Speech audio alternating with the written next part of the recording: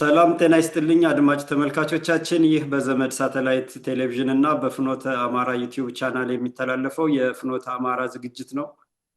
እንግዲህ የፍኖተ አማራ ዝግጅት አዘጋጅና አቅራቢ አንተነህ ገላይ ነኝ።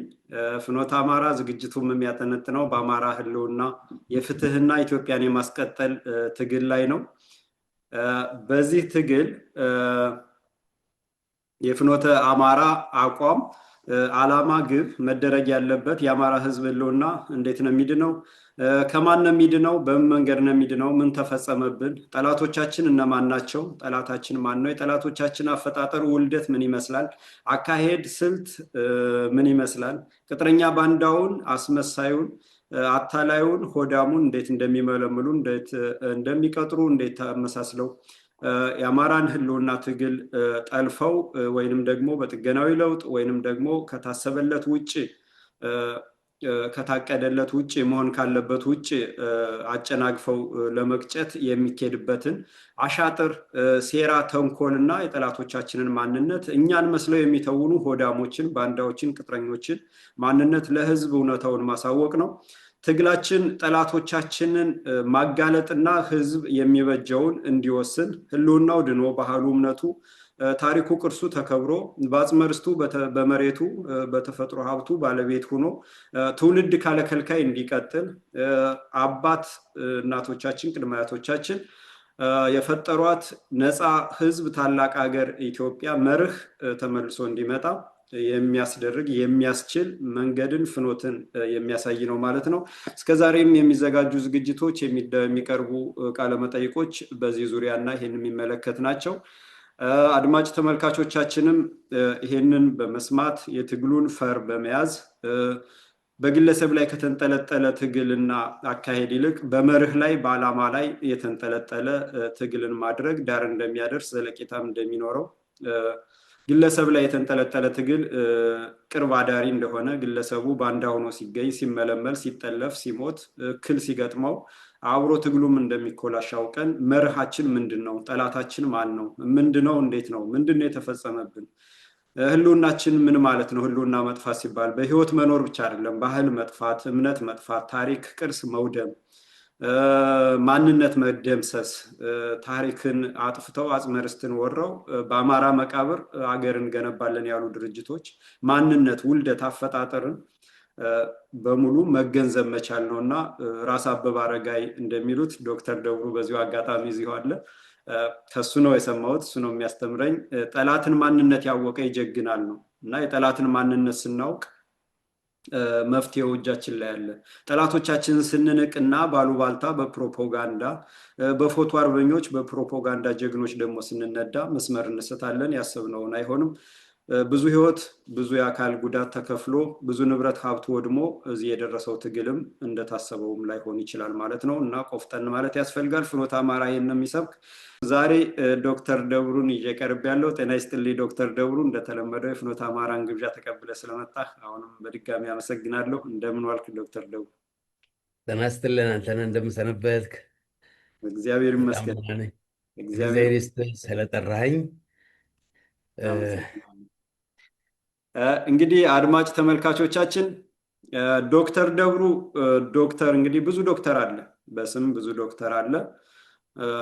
ግን የእያንዳንዱ ዶክተር ሁሉም ዶክተር አይደለም፣ ሁሉም ምሁር አይደለም፣ ሁሉም ሰው አይደለም እና እንግዲህ የኛ አባት አያቶቻችን ተረትም ሰው ማለት ሰው ሆኖ የተገኘ ነው፣ ሰው የጠፋለት ይባላል እና የዶክተር ደብሩን ታሪክ እንዲሁ ለምታውቁት የበለጠ እንድትደሰቱ፣ ለማታውቁት ደግሞ እንድታውቁ የዶክተር ደብሩን ታሪክ ጠቀስ አደርጋለሁ። ዶክተር ደብሩ ደግሞ ከሳቱ ወይንም ከዘለልኩ ታርመኛለህ።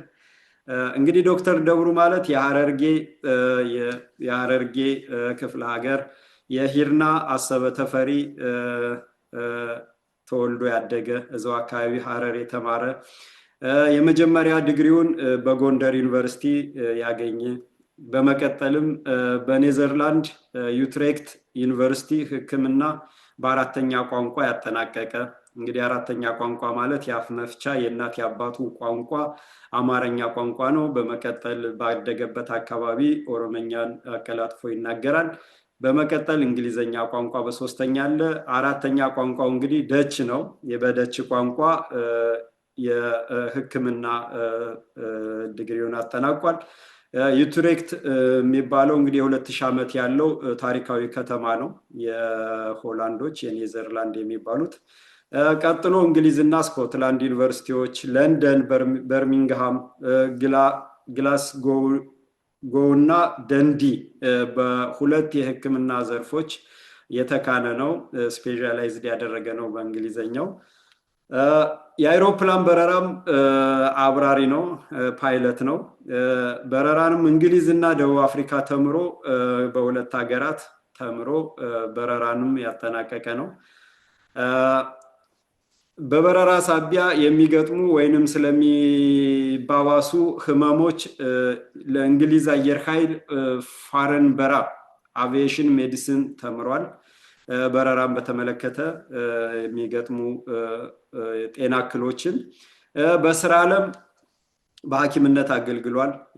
ብዙ ህዝብ አክሟል፣ አድኗል፣ ታድጓል። ሚስቱን ራሱ ያዋለደ ነው። ሚስቱን በራሱን በማዋለድ ልጆቹን ራሱ ያዋለደ ነው። ሐኪሞችን ብዙ ሐኪሞችን አስተምሮ ያፈራ ያበቃ ነው ዶክተር ደብሩ። እንግዲህ በኤክስፐርት በባለሙያነትም ለ25 ዓመት ለኔዘርላንድ መንግስትና ለዓለም መንግስታት በአውሮፓ በእስያ እና በአፍሪካ ያገለገለ ስመጥር ነው ዶክተር ደብሩ።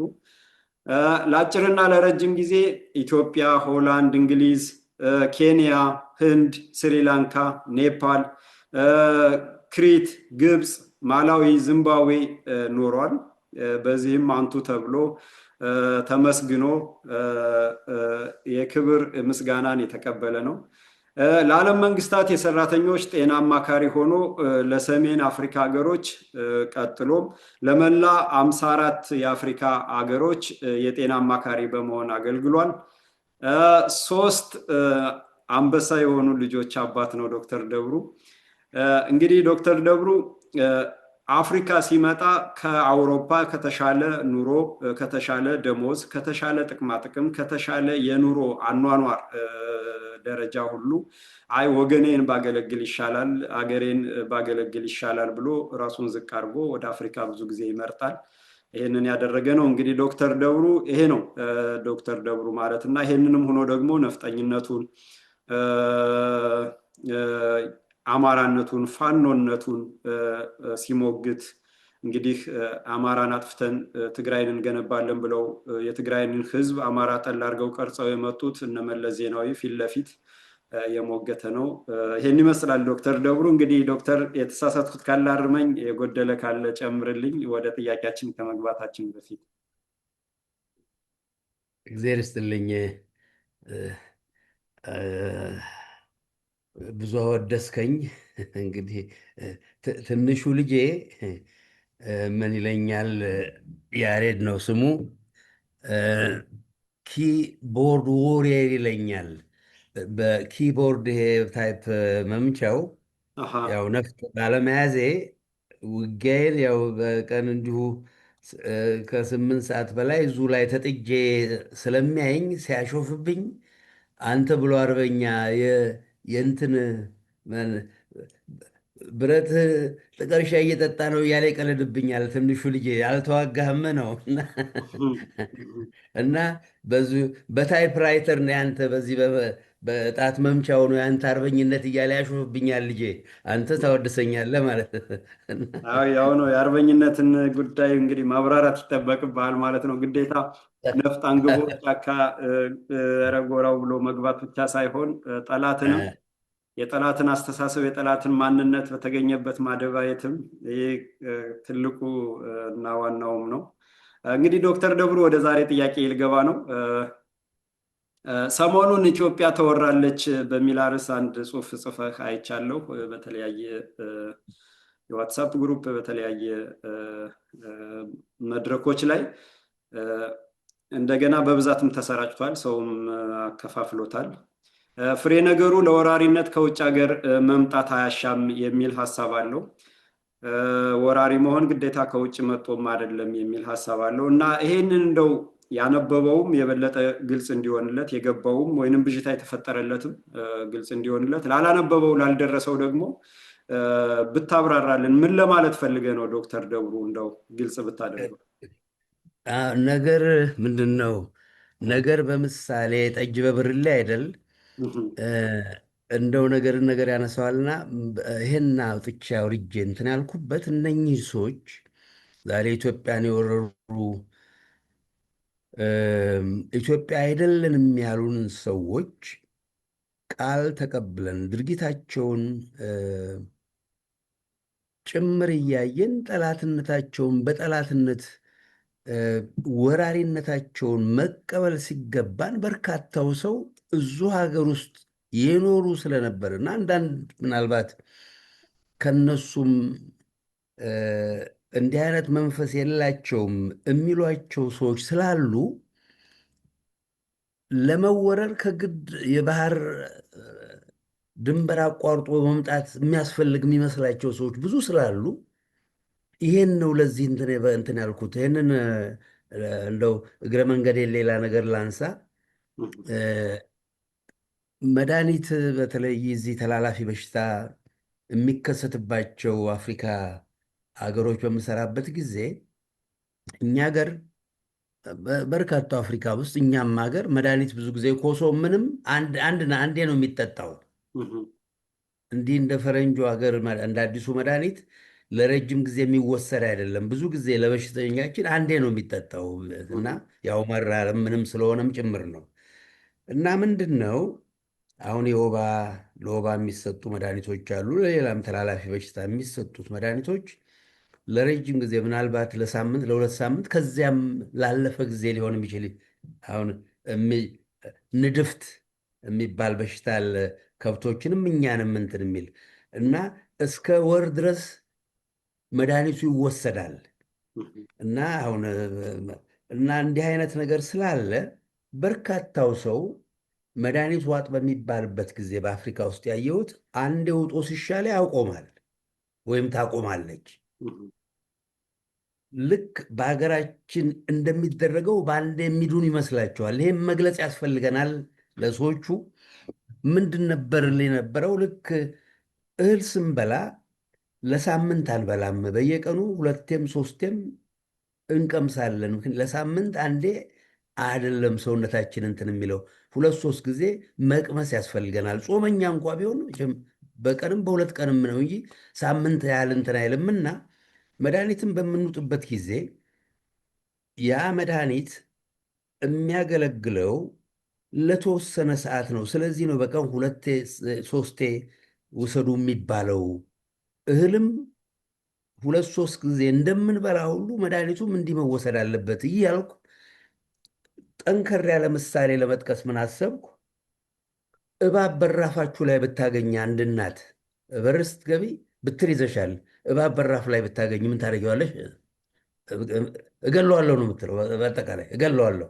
ለምን ወገቡን መተሽ አታይም? አይ እንደዚያማ ከሆነ ወይም ልጆቼን ወይም አንድ ወይ ባለቤቴን እንትን ያደርጋልና መገደል አለበት ትላለች። ብዙ ሴቶች ጠየቅኩኝ እንዲህ ሁሉም ያ ነው መልሳቸው። ስለዚህ ምን አሰብ የምንውጠው መድኃኒት ለወባም ለምንም አንዴ ብንውጥና የመሻሻል ምልክት ቢሰማን ወገቡን እንደተመታና እንደተጥመለመለ እባብ ነው። ላይናከስ ይችል ይሆናል፣ ግን ያን እባብ ብንተወው ተመልሶ ሊነድፈን እንደሚችል በመገንዘብ ሁለት ሶስት የመደብደብ እንዳለበት ሁሉ አራት አናት ውስጥ ተመቶ እስከ እንዲሞት ሁሉ የምንውጠው መድኃኒትም ሰውነታችን ውስጥ ያለው ህመሙን የፈጠረብንም መድኃኒት በሽታ የምንከላከለው አንዴ የምንውጠው ምናልባት ግማሹን ገሎ ይሆናል፣ ግማሹን በሽታውን የፈጠሩትን። የቀሩት ግን ተደብድበው በቁጭት በንዴት ያሉ ስለሆነ መድኃኒቱን ለሁለት ለሶስት ለተባለበት ቀን ስንወስድ ብቻ ነው የምንጨርሳቸው የምንፈጃቸው።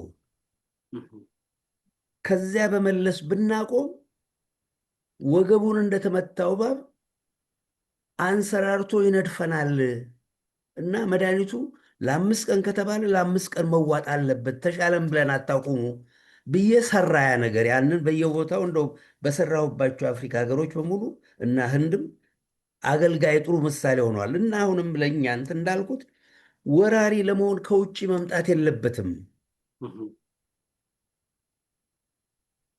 ጎረቤት ራሱ የአንድ መንደር መንደረተኛ ዛሬ እኛ ሀገር ውስጥ እንደሚደረገው ወለጋ ተባለው በወረራ የተያዘ ምድር ኦሮሞ ተብዬው ዛሬ ኢትዮጵያን ጥንታዊ ኢትዮጵያን በወረራ የያዘ መሆኑን ዓለም የሚያውቀው ሀቅ ነው፣ ታሪክን የሚያውቅ። ስለዚህ ያን መግለጽም ባላስፈለገ ወለጋ ውስጥ የሚኖርን የጥንታዊ ተወላጅ አማራን ዝርያ ከአንድ መንደር መጥቶ ትላንትና እንደውም ከትላንት ወዲያ በአንድ አፍታ 300 ሰው በላይ ጨፍጭፈዋል። እነኚህ ሰዎች ጨፍጭፈው ገለው ሃይማኖቱን፣ እምነቱን፣ ቋንቋውን፣ ሰንደቁን ይሄን ላይ ጦርነት ያወጀ በባህል በምኑ ከውጭ የመጣ እንደውም ጥንት የኢትዮጵያን ዳር ድንበር ጥሶ የመጣ 400 ዓመት ያላላዘበውን ጠላት እንደ ጠላት መቁጠር የሚሳነውን ህዝብ ወረራ የግድ ባህር አቋርጦ መምጣት የለበትም። ጣሊያን ያላደረገውን ግፍን የፈጸመው ዛሬ ይህን ሰሞን አንድ በሳል እንደው ሊቀ ሊቃውንት የእስልምና ካህን ሼክ ሙሐመድ የሚባል የላከውን በየቦታዎች ልቤን እንትን ያለው በቃ የትልቅነቱ ብዛት ቀኝን ሲመቱህ ግራህን አዙርለት የሚለው ይላል። እስላም ነው ይሄ ሰው እንግዲህ የእስልምና ካህን ነው ሰው ይሄን የሚለው። ይሄን የሚባልበት የእግዚአብሔርን ቃል ሊያስተምር የሄደን ካህን አልቀበልም ብሎ በጥፊ አንዱን ጉንጩን ቢመታው ምንም አትበል ሌላውን አዙርለት የተባለው የእግዚአብሔርን ቃል ልሰማ አልፈልግም የሚል ሰው ያን ቢያደርግ ነው።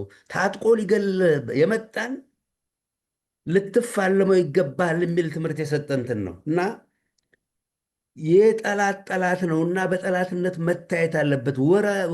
ለመውረር ፈረንጅ መሆን አያስፈልግም። እና ከዚህ የበለጠ ወረራ የለም። በሃይማኖታችን በቋንቋችን ፈጭቶ ሳይቀር ማን ነው ቤት አፍርሶ ዛሬ በመንግስትነት ደረጃ የኢትዮጵያን ማንኛውንም የመንግስት ስራ ጠቅሎ ይዞ እንደውም 70% የሚለው 70-30 የሚለው ፈሊጥ አላሉ። በማንኛቸውም የመንግስት ስራ መሆነ የምንትን 70% ከወራሪዎቹ አረመኔው 70% ከ10ሩ 7ቱ መሆን አለበት የመንግስት ሰራተኛ። ይህን ሰሞኑን አንድ ቃለ ምልልስ ሲሰማ ነበር። የባንክ እንትኖች አንድ እዚህ ግባ የማይባል 70% ከ10ሩ 7ቱ የመንግስት ሰራተኛ ኃላፊዎች እነሱ መሆናቸውን ጨርሰዋል። ከዚህ የበለጠ ወረራ ምን? የአየር ኃይሉ፣ የምድር ጦሩ፣ የፖሊሱ፣ የባንኩ፣ የታንኩ ምንም ወራሪ ያውም የወራሪም የደናቁርት ወራሪዎች የተወረረች ሀገር ናት።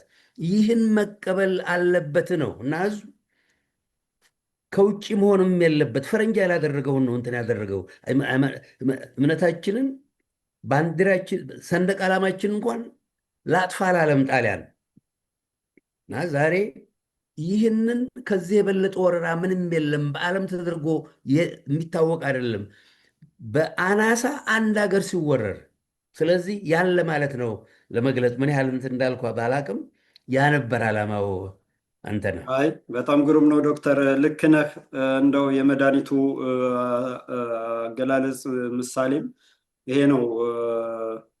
እስከ መጨረሻ ድረስ አድርገህ ያንን ህመም ሆድ ውስጥ የተፈጠረን ህመም ወይንም ተውሳክ ካላጠፋኸው ህመሙ እያገገመ ቀስ ያጠፋሃልና አሁንም ቢሆን ወረራ እንደውም ወረራን ያንሳል ነው።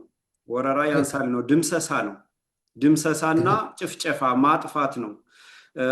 ተናግረውታል። የተናገሩትን ነው። በፈረሰች ኢትዮጵያ ላይ ታላቋን ኦሮሚያ እንገነባለን። ኢትዮጵያን ካላፈረስን ያለውን ታሪክ ያለውን መሰረት ካላጠፋን የኛ ነው ብለን የምንለው ቅርስ የለንም፣ አሻራ የለንም፣ አሁን ያለው በሙሉ መጥፋት አለበት ብለው በአደባባይ ተናግረዋል። የሰበሩንን ሰብረናቸዋል ብለው ተናግረዋል። አማራ መቃብር ላይ ነው ታላቋን ትግራይ የምናቆም እንጂ አማራ እስካለ ድረስ እንኳንና ወልቃይት ራያን አክሱምን የኛ ነው ማለት አንችልም ብለዋል። ይሄንንም ብለው በተግባር እየገለጹት ነው። እንደውም እኮ ወደኋላ ስንሄድ ቤተክርስቲያንን ወረሩ። መጀመሪያ ከጳጳሱ ከዋናው ፓትርያርኩ ጀምሮ እስከ ታች አጥቢያ ቤተክርስቲያን ደብር ድረስ ያለውን የገንዘብ ነክ ነገር፣ አስተዳደራዊ ነገር እና ቤተክርስቲያኗን የሚመራት በሙሉ ቅጥረኛ ካድሬ ሆነ እና ፂሙን ያሳደገ ዝሙተኛ ዓለማዊ ያደረጉት። አባ አቡን ጳጳስ ፓትርያርክ ምናምን የሚባለው ሁሉ ከሃዲ ሆነ፣ ከሃዲ ቅጥረኛ ሆነ። ያንን ስላደረጉ ነው ሰው ለብሶ ስለተገኘ ብቻ እውነቱን እግዜር ይመርምረው እያለ ተገዛ። ጥቅሙን ምኑን አሳልፎ ሰጠ። ተቋማትም ቢሆን እኮ እኔ እንግዲህ አንተ በበለጠ ታውቀዋለህ፣ እኔ ደግሞ በቅርብ ነው የማውቀው። ዶክተር ድሬዳዋ፣ ሐረር አማራ ተወላጅ፣ ጉራጌ፣ ሀድያ፣ ከምባታ ስራ አያገኝም። ወላይታ ኦሮሞኛ ትችላለህ ወይ ነበር፣ በኋላ ኦሮሞ ካልሆንክ የሚል መጣ እና ሲስተም 40-40-20 የሚል አመጡ። 40% ኦሮሞ፣ 40% ሶማሌ፣ 20% ሌላው ብለው አመጡ። እንግዲህ የነዋሪው ቁጥር ሌላ ሆኖ ሳለ ይሄንን አመጡ። ይሄም በተግባር አይተገበርም። ለስም ነው ለህዝብ ነው የሚነገር እንጂ ሌላ ነው። ናዝሬት ተወልዶ ያደገ በአጽመ ርስቱ ያደገ አማራ፣ ጉራጌ፣ ሀዲያ፣ ከምባታ፣ ወላይታ፣ ሲዳማ ስራ ማግኘት አይችልም። ያንን አመጡትና በዛ እያለማመዱ አመጡትና አዲስ አበባ ላይ ኦሮምኛ መቻልና ኦሮሞ መሆን የስራ መጀመሪያ ሆነ። አሁን ይሄ 70% የተባለው ውሸት ነው እንጂ 100% ነው፣ ከመቶም በላይ ነው። አትገባም ተባለ እኮ ህዝቡ፣ አትገባም ተባለ እና አማርኛ የሚችለው ኦሮምኛ ካልሆነ ተባለ። ትምህርት ቤቶች የኦሮሚያን ክልል ሰንደቅ ዓላማና የኦሮሚያ ክልልን መዝሙር እንድዘምሩ ተባለ። ኦሮምኛ ለሚማር ምግብ ይሰጠዋል። አስራቡት፣ በኢኮኖሚ ያደቀቁት፣ ኢኮኖሚውን አበላሹት፣ አገሩን ትርምስምስ ውስጥ ከተቱና የሚበለው እንዲያጣ አስደርገው ህፃናቶችን ትምህርት ቤት እንቀልባለን አሉ። ቤተሰብ መቀለብ እንዳይችል አድርገው ህፃናትን እያስራቡ ኦሮምኛ የተማረ ይቀለባል፣ ያልተማረ አይቀለብም አሉ። በዚህ ልክ የትኛውም ዓለም ፋሽስት ይህንን ያህል እንደዚህ አይነት ነገር አልፈጸመም። እንዲህ አይነት ግፍና ወንጀል አልፈጸመም። ይሄ ወንጀል እየተፈጸመ ለዚህ ወንጀል ስርዓት በአግባቡ አትግለጹ የሚሉ ዶክተሮች አሉ፣ እንደዚህ የሚሉ ፕሮፌሰሮች አሉ።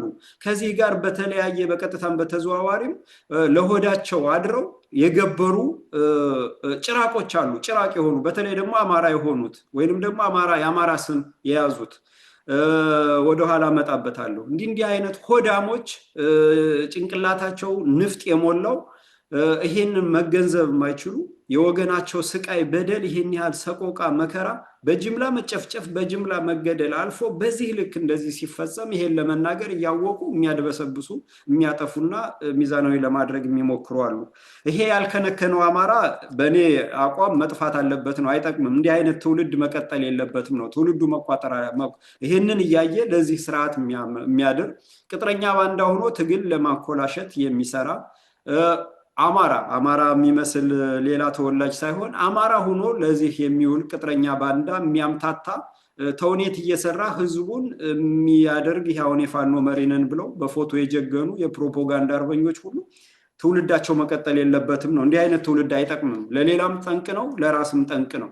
እንዲህ አይነትን መጸየፍ ያልቻለ ሰውኛም ስላልሆነ ማለት ነው። እና ወረራ ያንሳል ባይነኝ ዶክተር። ወደ ሁለተኛው ጥያቄ ልገባ ነው።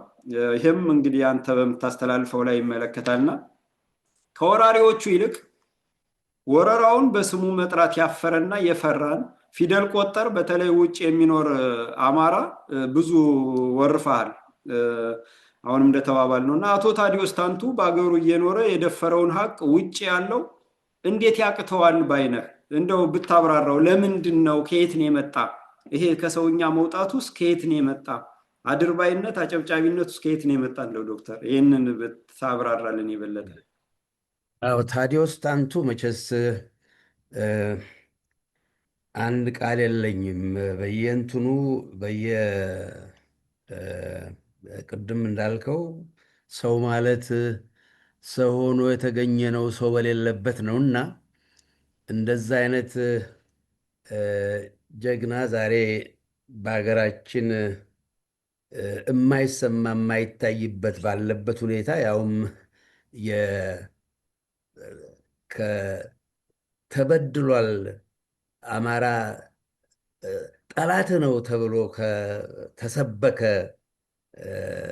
ህዝብ ወገን የፈለቀ ቅን ሰው ዛሬ እኛ ሀገር ውስጥ እኔ እንትን በአንድነትን ይሄ ማን አንድ ጊዜ አይክማንስ ፌኖሜንን የሚሉት እንትን እሰማለሁ በቢቢሲ የመእንትኖች አዋቂዎች መክረው ምን ሊሆን ይችል ይሆናል ልክ እኛ ሀገር ውስጥ ዛሬ እንዳለው የባንዳ አማራ በርካታ ባንዶች ነበሩ በአይሁዶችም አውሮፓ ውስጥ ሂትለር ያን ሁሉ ሲፈጽም ግድ ያልሰጣቸው ብቻ ሳይሆን የሂትለር አጋር የነበሩ ሰዎች እንዳሉ በሰፊው ይገለጻል። እና እዛ እንትን ላይ ምንድን ነው ምክንያቱ ምን ይሆናል ተብሎ ቢጠየቅ የአእምሮ ሐኪሞች ናቸው ሊቃውንት አይክማንስ ፌኖሜነን ይሉታል። ያ አይክማን የተባለ ሰውዬ እስራኤሎች ከአርጀንቲና አድነው ያንጠለጠሉት ነው። በነገራችን ላይ እንደውም እሱን ያንጠለጠለው ሰውዬ አምና ነው አቻምና ሞተ ተባለ። እስራኤል ሀገር ውስጥ አንድ አምሳ አለቃ በተአምር ስሙን ለውጦ ሌላ ማንነት ኖሮት ተከታትለው ከስንት ዘመን በኋላ እንጃ እነሱ በ20 ዓመት መሰለኝ በ62 በፈረንጆች አካባቢ ነው አድነው አንጥተው በፍርድ እስራኤል ሀገር ተንጠልጥሏል። ያ ሰው የአይክማንስ ፌኖሜነን እና ምንድን ነው ያሉት በርካታ ህዝብ ከሱ የተለየ መንፈስ የለውም። አንዳንድ እንትኖች እናትህን ግደል ቢባል ሊገደል የሚችል አይነት ነው በርካታው ይላል። እና እነኚህ እኛ አግባብ ነው ለማለት ሳይሆን ቅድም እንዳልከው እነኚህ ሊኖሩ የማይገባቸው ናቸው ነው የምለው። አሁንም በላይ ዘለቀን ልጥቀስ። እኔ ለምን እንደዛ ሆኖ አይደለም፣ ምክንያቱም ምንም ነገር አግባብ ሊያደርገው ስለማይችል ሀብት ንብረት አለኝ፣ ዘመዶቼን ልጠይቅ አልችልም። እኔ 5 ዓመት ተኩል እናቴን በየ3 ወሩ ጠይቃት የነበረን እናቴ አረመኔ ከመጣ ወዲህ 6 ዓመት ሊሞላኝ ነው። እናቴ ዛሬ ወር ሞተች። ታውቃለህ፣ በየ3 ወሩ ጠይቃት የነበረች እንትን እና እናትን መጦር ሲገባህ ምን ትሴ ነው ከዛም ከየዘመዱ እንትን ይባል የነበረው እና እናትን ያህል ነገር ያ መስዋዕትነት ነው ለማለት አይደለም። እናቴን በእድሜዋ በየ3 ወሩ ጠይቃት የነበረችዋን እናቴን ለ6 ዓመት ያህል ጠይቅ ያልቻልኩት ትንሽ እንትን ናት ይቺ ኢትዮጵያ ለመሄድ ሞት አለመሆኑን እና ይህን የጠላት መንግስት የሚካድም ይህንንም የወያኔንም የቀሩትንም የሚካድሙ ሰዎች በተለይ ቀለም የቆጠረው እውጭ ሀገር የሚኖረው እዛ እንኳን ተሸብቦ ተገሎ ልጆች የምንትሴ ይላል። እውጭ ያለው ዛሬ ይህን የጠላት መንግስት ካድሞ ከነኝን ነፍሰ ገዳዮች ከነገርባው ከነስቅሉ የአጀዋር የሚባል ቁልቁል 1000 ጊዜ መሰቀል የሚገባቸው እነገዱ ጋራ እንደውም ስልጣን ሊይዙ በፈረንጅ እንትንነት ኢትዮጵያ ተመልሰው ስልጣን ለመያዝ እነኚህ 1000 ጊዜ ቁልቁል መሰቀል የሚገባቸውን ሰዎች የሚቃድሙ አሜሪካ፣ አውሮፓ ያሉ አንድ ሞት አይደለም 1000 ሞት ይገባቸዋል። እነሱም ለምን የሚለውን አልመልስም፣ እኔ አላውቀውምና ምንም አግባብ ስለማያደርገው አገሬ ተወራ።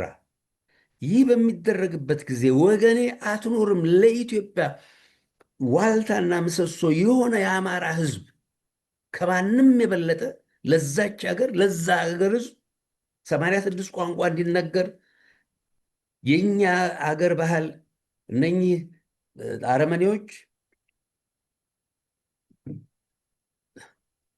የአንድን ህዝብ ቋንቋ እንኳን የአማርኛን እንግዲህ የኢትዮጵያን ቋንቋና የገዛ ቋንቋቸውን እንኳን አቀላጥፈው የማይናገሩ በሄደበት የወገኑን ቋንቋ አቀላጥፎ የሚናገር አማራ ባህላቸውን የቀሩትን ባህል የሚል ያለውን የራሱን የሚያጋራ የሚፈቀር አማርነትን እንደ ትልቅ ነገር ይቆጥር የነበረ አንድ የሲዳማ ሰው ስሙንም እጠራለሁ ባለፈው ጊዜ እኛ ሀገር ውስጥ ስልጡን ሲኮን አማራ ሆነ ይባላል። በእንትን ነው የምንለው።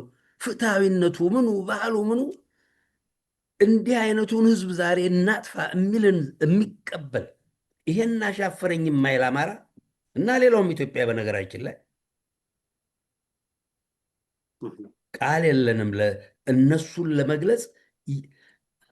ምክንያት እኮ መፈለግ ወይም ሰበብ መፈለግ አንተን አግባብ ያደርገዋል። ምንም አግባብ ስለማያደርገው ምክንያትም ሰበብም የለም። ምንም አግባብ ወንጀል ነው። የወንጀል ወንጀል ነው። ከጠላት ማበር ነው። አዎ ማለት መረታት፣ አለመከት መመታት ነው። ይህን ሁሉ ግፍ እያየ ዝም የሚል ህዝብ ጽድቁ ቀርቶ በወጉ በኮነኝ ነው። ማውገዙ ቀርቶ መቆሙ ቀርቶ እንዲህ አይነቱን ነገር እውጭ እያለ ይህን የጠላት መንግስት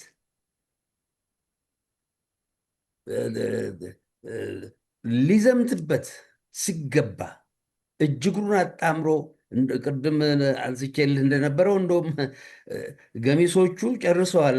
ወደ ኢትዮጵያ ብቅ ጥልቅ ይላሉ አሉ አንዳንድ ሐኪሞችም ጭምር ከአሜሪካ እዛ ሊጠወር ምን ሊል አገር በጠፋችበት ሀገር ውስጥ እና እነኚህን ሰዎች እንደውም ምላሹን ባለፈውም ጠቆም አድርጌው ነበር።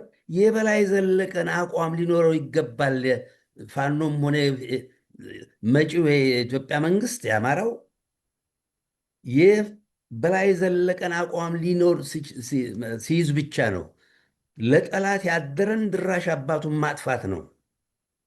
45,000 ሰራዊትም ሊያሰማራ የበቃው በነኚህ ባረመኔዎች ላይ ሲጨክር ነው፣ ውጭ ባሉትም ጭምር እና ስም እየጠሩ መጉደፍ አለባቸው። እነኚህ ሰዎች እነኚህ ወንጀለኞች ፈረንጅ እንደሚለው ቱኔመን ሼምድም እና ምን የነካው እንጨት መደረግ አለባቸው። እነኚህ ሰዎች እነኚህ ወንጀለኞች ዋጋቸው ምሳቸው ያ ነው በትንሹ እና ያልበል። በጣም ጥሩ ዶክተር። እንግዲህ የአማራ ፍትሐዊነት የአባቶቻችን ፍትሐዊነት የጥንት እንደውም ይሄ ዘመናዊ ትምህርት የፈረንጅ ውዳቂ አስተሳሰብ ሳይመጣ ፍትሐዊነታቸው ባልተጻፈ ሕግ የሚተዳደሩ ያልተጻፈ ሕግ ከተጻፈና ከታወጀ ሕግ የበለጠ የሚከበርበት አንተም ገልጸኸዋል ከዚህ በፊት አንዳንድ ውይይቶቻችን ላይ አማራ ደም መላሽነትን ሲያበጅ ሰው እየተነሱ መግደል እንዲቆም ሊገድል ሲሄድ ከተገኘ እሱ ካልተገኘ የቅርብ ዘመዱ እንደሚገደል አውቆ ቆም ብሎ እንዲያስብ ደመላሽነትን የደነገጉ በደመላሽነት ውስጥ ደግሞ ሴት ልጅ ላይ ደም እንደማይመለስ ተደንግጎ ይሄ ከምንም የበለጠ ተከብሮ የሚኖርበት እንግዲህ ተጽፎ አልታወጀም። እንደዚህ አይነት በስነ ልቦና ላይ አስርጸው ማጀት ጓዳ ለሴት ውጩ ደጁ ለወንድ ሆኖ ሴት ከባሏ ጋር ስትቀያየም ሩጣ ማጀት ስትገባ የማይገባበት ያንን ሁሉ ባልተጻፈ ሕግ የሚገዛ ፍትሐዊነት አገኘው ብሎ የማይጠግብ ጊዜው የኔ ነው ብሎ አገር ምድሩን የኔ ነው የማይል አብረን እንብላ የሚል በዛ ሐሳቤን የመጣን ነው አማራን በዚህ ልክ ያረከሱንና ይሄንን የሚያክለውን ጭራሽ ደግሞ ካልተጻፈ ፈረንጅ ካልተጻፈለት እርስ በርስ ሊበላላ ይችላል። የሚያስቀጣውንና ተጽፎ መደንገጉን ካላየ ሌላ የሚያውቀው ነገር የለም። ክብርም ይሉኝታም ፈርሃ እግዚአብሔርም የለውም ፈረንጅ። አማራ ኖር ክበር የሚል ነው ከቋንቋው ጀምሮ በትህትና ጀምሮ በእድሜም በጾታም በተለያየ መልክ የሚያስተናግድ ቋንቋ ሁሉ ያበጁ ናቸውና ይሄንን ሁሉ ክደው እዚህ በቅተናል። ወደ ሶስተኛው ጥያቄ ሊሄድ ነው ዶክተር። እንግዲህ አማራን ለማጥፋት የሐሰት ትርክቱ ተጀመረ፣ ይሄን ሁሉ ለመናድ ከዛ በኋላ ባህላችንን መንቀፍ፣ ታሪካችንን መንቀፍ፣ ታሪክ ቅርሳችንን ማጥፋት ማውደም፣ እምነታችንን መንቀፍ ተጀመረ። ከዛ ቀስ እየተባለ ዘረፋ፣ ቀስ እየተባለ ማፈናቀል፣ ከዛ በኋላ ቀስ እየተባለ መግደል። ሲያዩት ምንም መልስ የለም። ባህሉ ሲነቀፍ ዝም ነው፣ እምነቱ ሲነቀፍ ዝም ነው፣ ታሪኩ ሲነወር ዝም ነው፣ ማንነቱ ሲነወር ዝም ነው። ከዛ በኋላ ሲገደልም ዝም ነው፣ ሲዘረፍም ዝም ነው። ዛሬ ላይ ደረታቸውን ነፍተው አማራን አጥፊ፣ የአማራን ታሪክ ደምሳሽ፣ የአማራን ባህል ነቃፊ፣ የአማራን እምነት ነቃፊ፣ ኦርቶዶክስን ተቺ ሆኖ የተፈለፈለ የማንነት ቀውስ ውስጥ የወደቀ ውዳቂ ዶክተር ፕሮፌሰር የሚባል ጸረ አማራ አገልጋይ ሆዳም የሆነ ለሆዱ ለነጭ ያደረ ለነጭ አእምሮውን በባርነት የሸጠ ሆዱን ሞልቶ አልጋ ላይ ስለተኛ የኖረ የሚመስለው ህሊናውን የሸጠ ትውልድ ተፈጥሮ ዛሬ ደረታቸውን ነፍተው እነዛን የተከበሩ ፈረንጅ የሰገደላቸውን የጥንት አባቶቻችንን ባህል እነሱ ያበጁትን ባህል እሴት ለመንቀፍ በቁ ማለት ነው። ሆዳሞች በስማቸው መጠራት የማይፈልጉ አማራ ለመምሰል ስማቸውን የቀየሩ ማንም ሳያስገድዳቸው የሚሸማቀቁ የራስ ቀውስ ያለባቸው ሰዎች ተፈለፈሉ። እዚህ በቃንና ለዚህ ያበቃን በእኔ እንትን ከትንሿ ነገር መልስ መስጠት አለመጀመራችን፣ እንደው ለምን ታስቦ የምትለዋን ነገር አድርገን ባህላችን ሲነቀፍ ሂደን አጋጭተን አለመልቀቃችን፣ እህታችን ስትደፈር ወይ ስትረገጥ ወገናችን ሲረክስ ሂዶ በገቡበት ገብቶ ድራሻቸውን አለማጥፋታችን አጥፊዎችን ለዚህ በቅተናል። እና እንደው ከሳምንት በፊት አንድ አሜሪካ ነዋሪ የሆነ የዚህ የሆዳሞች አእምሯቸው በንፍጥ የሞላ በስም ግን ዶክተር ፕሮፌሰር የሆኑ ሰዎች አካል የሆነ አንድ መሳይ ከበደ የሚባል አለ። የስም ዶክተር ነው። ከእንስሳ የማይሻል ነው። በግልጽ ነው የምናገረው። ከእንስሳ የማይሻል እውነትን አዳፍኖ እውነትን ደፍጥጦ እንዲሁ ዝም ብሎ እንደ ሻለቃ ዳዊት እግሩ ወደ ጉድጓድ እየሄደ አማራን ለማርከስ የሚጋጋጥ ነው ሰውየው ማለት ነው። ከራሱ ጋር የተጣላ ማለት ነው። የማንነት ቀውስ ያለበት ማንነቱ የሚያሳፍረው የሚያሸማቅቀው ሰው ነው። እንግዲህ ማንነት ነው። ሰው ተወለደ ፈልጎ አይደለም የምንወለደው። ማንም ሰው ተወለደ በሰውነቱ ተቀብሎ ማንነቱን ተቀብሎ የተሻለ ሰርቶ የተሻለ ነገር አድርጎ ማለፍ ሰውኛ ነው። ይሄ ግን በማንነታቸው ያፈሩት በማንነት የሚበልጧቸውን በታሪክ በወግ በባህል የሚበልጧቸውን ሲያነውሩ ሲነቅፉ ይውላሉ እና ለ50 ዓመት ሲቀነቀን የቆየን ጸረ አማራ የሐሰት ትርክት ዳግም ሲነዛ ነው የሚውለው። ቆየ። ጃርሶ ብሩ የሚባል ወደ ዮናስ ብሩ ስሙን የቀየረ እዚሁ ከመሳይ ከበደ ከሚባል ጋር ሌሎቹ ዓላማ አላቸው። እነ ሕዝቅኤል ጋቢሳ፣ እነ ኃይለ ሚካኤል አበበሰኝ የሚባል ሌሎችም እነ አሰፋ ጃለታ ሌሎች እነዚህ ዓላማ አላቸው። ሌሎቹ ደግሞ ከነዚህም ከዛም የተወለደ ደግሞ አለ የነዚህ አጫፋሪ ገባሪ የሆነ አማራን የሚጠላ የማንነት ቀውስ ያለበትና ይህ ሰው ለአማራ ፍጅትና እስካሁን ያላባራ ሰቆቃ ሰበብ የሆነ ውንጀላውን የአማራን ነፍሰ ጡር ሆድ ቀዶ ጽንስ አውጥቶ መብላት የአማራ ጽንስ ምን እንደሚመስል እያሉ የአማራን ወንድ ብልት ቆርጠው በጅምላ ቀብረው በጅምላ ጨፍጭፈው እስላሙንም ክርስቲያኑንም እኩል ቀብረው የ7 ዓመት ያልሞላት ህፃን ልጅ ወላሂ ቢላሂ ሁለተኛ አማራ አልሆንም ተውኝ እያለች አናቷን በጥይት የሚደበድቡ እያረዱ ደም የሚጠጡትን ሰዎች ፍትሃዊ ለማድረግ አማራን ሲወነጅል እንደገና አሁንም መድገሙ ፍትሃዊ ነው አማራን ማጥፋቱ የሚያስብል እያደረገ ይገኛል። እና አሁን የሚደረገውን ዘር ማጥፋት፣ ማንነት መደምሰስ፣ አገር ማፍረስ፣ አገር መሸጥ፣ አገር መውረር እና ሌላ አገር እንገነባለን ብሎ ለባዕዳን ለጠላት ማመቻቸት ህዝብን ጥቅምና እንትን አሳልፎ መሸጥና ህዝብን አጥፍቶ ሀገርን ለመደምሰስ እየተሰራ ያለውን ፍትሃዊ ለማድረግ እዚህም እዛም ሲዘላብድ ይውላል እና እንደ ሌሎች አጋሮቹና እንደው ይሄንን ምን ትላለህ ለዚህ ሰውዬ? በተለያዩ ሚዲያዎች ላይ ጠላት መንግስት የወያኔ የብአዴን የዚህ የኦሮሞማ ርዕዮተ ዓለም አስፈጻሚ ድርጅቶች የሚዘውሯቸው አማራም የሚመስሉ ኢትዮጵያዊ የሚመስሉ የኦሮሞ ነን የሚሉ የትግሬ ነን የሚሉ በግልጽ ብአዴን ነን ባይሉም አማራ መስለው የሚተውኑ እዚህም እዛም አለና እዚህም እዛም እየሄዱ ሲዘላብዱ ይውላሉና ይህም በተመለከተ ምን ትላለህ ዶክተር? ለትውልዱስ ምን ማድረግ አለበት? ምንድን ነው መልሱ መሆን ያለበት? አብሮ መጮህ ነው? የተግባር ስራ መስራት? እንደው ምን ትላለህ? ኢትዮጵያ መንግስት የሚከተለው ፖሊሲ አሲሚሌሽስት ነው። አሲሚሌት ማድረግ ነው። ብሔረሰቦችን ምንነታቸውን ሳይቀበል ሳያከብር አሲሚሌት አድርጎ ወደ አማራ ማምጣት ነው፣ ወደ አማራነት መለወጥ ነው የሚለውን ነው ሲራመድ የነበረው በኃይለሥላሴ ጊዜ። እንመካድም አንችልም። ግን ነበረ የአማራ የበላይነት የሚባል ነገር ነበረ ያኔ። ኮንዲሽኑ የአማራ የበላይነት ባይሆን ባህሉ የአማራ ባህል የአማራ በተለይ ኦርቶዶክስ ሃይማኖትም የበላይ ነበሩ። መንግስት የሚደግፈው እንደሱ ነበረ እንዴ። እስልምና እኮ ኦፊሻል እንትን ያገኘው በደርግ ጊዜ ነው። ማነው በዓላቱ እንዲከበር የዘረገው? በደርግ ጊዜ ነው። በደርግ ጊዜ ነው ትንሽ የብሔረሰቦች ቋንቋ ይጠና ምናምን ተብሎ ሁሉ የቀረበው። ግን ሃይማኖት የአንድ ብሔር አይደለም ብዬ እኮ ነው። ሃይማኖት ኦርቶዶክስ ከሁሉም ማህበረሰብ ነው እና የብሔር የበላይነት አለ ወይ ነው። አማራና ኦርቶዶክስን የሚያገናኘው ነሰሰሪ ኮሪል እንትን የለም፣ ግንኙነት የለውም። ኦሮሞም፣ ደቡቡም፣ ትግራዩም ኦርቶዶክስ ነው እኩል። ሰው ምናልባት ወደ ብሔር ስንወስደው የብሔር የበላይነት የሚል ካልቸራሊ እሱ ደግሞ በማርክስ ከሄድን ይሄ እኮ ነው።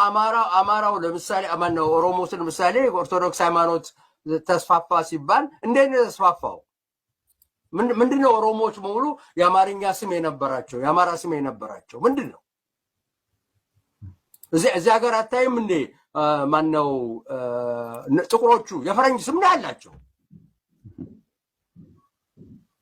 ጆን ጆርጅ ምናምን ነው የሚባሉት። ትንሽ ይገርማል። ዲክሪ ነው ብለህ ታስባለህ እንዴ? በአዋጅ የሚደረግ በመንግስት በባህላዊ የበላይነት ነው። እዛ ውስጥ ሰክሰስፉል ለመሆን እዛ ህብረተሰቡ ሰክሰስፉል ለመሆን የግድ ይህን ነገር አዶፕት ማድረግ አለብህ። በግድ የተደረገ ነገርም አይደለም። ታዲያ ኢኔቪተብል አይደለም። የካልቸራል ማህበራዊ ተራክቦ የትም ማህበረሰብ ላይ ያለ አይደለም ወይ? የትም ዓለም ላይ ኢትዮጵያ በኃይለሥላሴ ጊዜ አማርኛ ካልተናገርክ የት ነው የምትደርሰው? እስቲ ንገረኝ። እኔም ይህንን የዚህ ሰውዬ ከሰው ሊቆጠር የማይገባ ደግሞ የፍልስፍና ምንትሴ ነው አሉ መምህር ነው አሉ እና አንዱ ያለስ አማርኛ አለመናገር አማርኛ አስፈላጊነቱ በኢትዮጵያ የመንግስት ስርዓት ውስጥ አስፈላጊነቱም ጥያቄ ላይ እንትን አስፈላጊ ነበረ። ሞገስ ነው ምንትሴ የሚባል አንድ ጋዜጠኛ እንጃ ምን እንደሆነ ይጠይቀዋል እና የአማራ የበላይነት አማርኛ የኢትዮጵያ ቋንቋ መሆኑን አስፈላጊነቱ እንደ ጥያቄ እንትን ይላል። እንግዲህ ይህ እንኳን ፍልስፍና ምንም የተማረ የትም ሀገር ውስጥ እንኳን ትላንትና ምናልባት ትላንት ከመጡ ወራሪዎች ዝርያ ሳይሆን አይቀር ይሆናል አማርኛ አሜሪካን ሀገር በሚኖርበት ጊዜ የእንግሊዘኛን ቋንቋ ችሎታ መጠየቁ ኃጢአት ነው ወይ? ያን ችሎታ ባይኖረው ምንም እየተውተረተረም ቢሆን እንግሊዝኛ ስለተናገረ ነው እዚያም ሀገር ሊኖር የቻለው።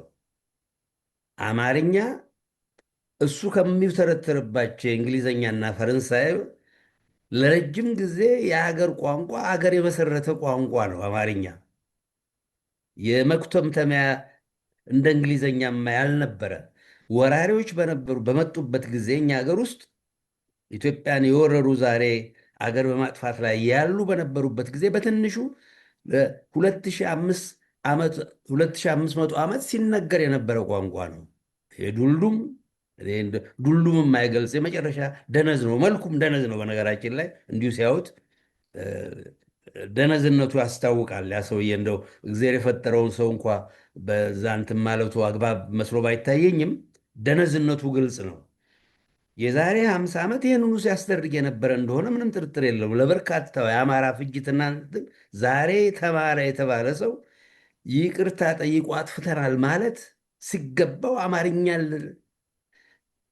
ይሄ ዱልዱም እና ለመሰሎቹ እነኚህ ሰዎች ኢትዮጵያን ከመውረራቸው በፊት ለ2500 ዓመት በሀገሩ ይገለገል የነበረ ቋንቋ አማሮች መሪዎች ባልነበሩበት ጊዜ የኢትዮጵያ መሪዎች የኢትዮጵያ ነገስታቶች ቋንቋቸው አገውኛ በነበረበት ጊዜ የላሊበላ 200-300 ዓመት መሪዎቻችን ነገስታቶቻችን የአገሪቱ ቋንቋ አማርኛ ነበር።